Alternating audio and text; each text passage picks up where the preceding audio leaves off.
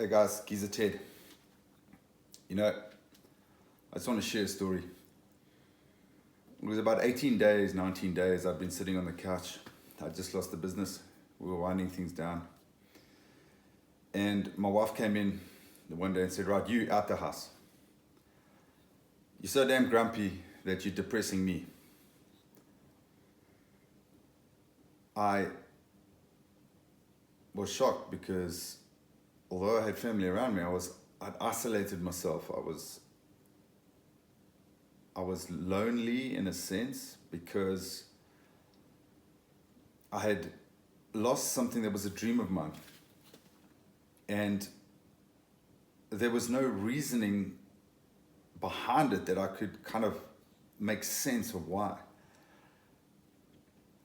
I'd done the right things. We had controlled the business well. We did the right accounting. We did the right cash flow. We had the right cash flow strategy. We controlled our inflow, outflow. We looked after our people. Unfortunately, circumstances out of our control, exchange rates, supply and demand, those things we couldn't control. So that's what I struggled with. That's what I couldn't deal with. That's what made me depressed. It wasn't the sense that I didn't know how to work. I didn't know how to run a successful business. It's because it didn't work and then I couldn't control it that affected me. And when I can't control things like that, or when I couldn't control things like that, I have to reevaluate who I am. Where do I stand? There's humility that comes with it. But there's this balance between humility and depression, self-doubt, negative self-talk. You let other people's dirty footprints run around in your head. You second guess your decisions. You can't sleep at night. You look for peace, but the peace doesn't come. And being alone and lonely are two different things. But at that time, I was alone and lonely and depressed. So that sounds like a sad story, which it was at the time. My wife kicked me out the house and said, right, off you go. Go drive, go for a walk. You're making me also depressed. So I went for a drive, went to the beach, had a walk, and I felt better. There's a thing to be said about getting out in the fresh air, getting the blood pumping again. I'd been sitting around for 20 odd days, just sulking and moping and trying to work things out. But when you get out, when you get the blood pumping, when you get fresh air in your lungs, you get the smell of the sea, the smell of the forest, you walk in freshly cut grass. That sounds corny, but when you can do those things, endorphins get released. It's a natural high, it's a natural drug. And then I started thinking about, okay, well, let me start doing that at home. I remember sending about 70 odd CVs out and looking for work. I hadn't been in the job market for a long time. So while I'm going to wait for work, I better start keeping my fitness levels up. So I started doing bodyweight squats, push-ups in my room. I started feeling better in the mornings. Started feeling bigger. I started to feel as if I was coming out of this cloud, this internal kind of walking in a mist where I didn't really know where I stood, what I was believing, where the next paycheck was going to come from. And so you've got this onslaught of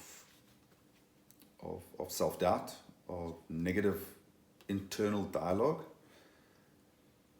that you must counteract with, and the one way to start it is with physical exercise, because it's an endorphin release. So I started doing that and I started feeling better. I started getting fitter. I cut out sugar, cut out things that would spike my insulin. I started researching that. I started finding I started finding time to invest in myself. And it was a process. I still couldn't sleep at night. I still worried where I was going to get work from. Fortunately, we'd saved up money. I had a second house, which unfortunately we had to sell, so that kept us going for a while. But savings that you work for your whole life, if you start eating into it at the rest of your life, what are you going to leave for your kids? That bugged me. So having started going through this physical exercise regimen, I then found my thoughts started going to places like, okay, what happens if you contact somebody about a job opportunity? So these thoughts started coming up. Instead of the onslaught of negative thoughts all the time, these more positive thoughts, neutral thoughts instead of like depressive thoughts, neutral thoughts started coming, and I started feeling a little bit normal again. And I phoned a friend and I said to him, listen, I'll work for you I'll clean your boxes. He had a company that packed stuff, and I said, okay, cool, I'll work for you for free. I'll clean your toolboxes or whatever it was. And about a week later, he didn't know that I'd lost my job. A week later, he said to me, listen, hey, I've got a job for you. It was digging soil samples or something. And I said, fine, great.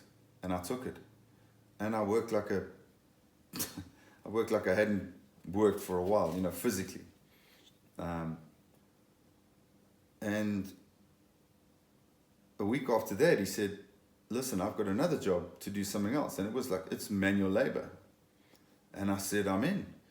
Because the more I had started doing physical work, a little bit of physical labor, I'd started feeling better. I'd started feeling more positive. I'd started seeing a little bit more light at the end of the tunnel. And it was weird the way it worked, because the more positive my attitude became, it was almost as if the more opportunities started coming up. And 3, 4, 5 months went by, and I got these little contracts where I could, and then it evolved to the point where I moved out of the physical kind of manual labor to more sophisticated work, like testing stuff, and because I have a lot of experience in certain industries. But what I'm trying to say is I was depressed. I was alone, isolated and lonely. Physically, there was a reaction. Well, first of all, it was this my wife challenging me, a person that loves you, a person coming at you and saying, listen, that's enough. We got to do something. And so there's a response. You need to respond. You need to get out of your dark cave. And when you face the fact that you have depression, it's not something, for me, it wasn't something that was hitting me on the back of the head like a hammer. It was, I felt I was walking through what I could call a treacle.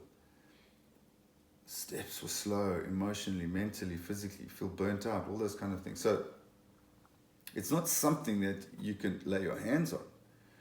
And as men, we need to see our enemy. We need to see what we're facing. We need to see the threat.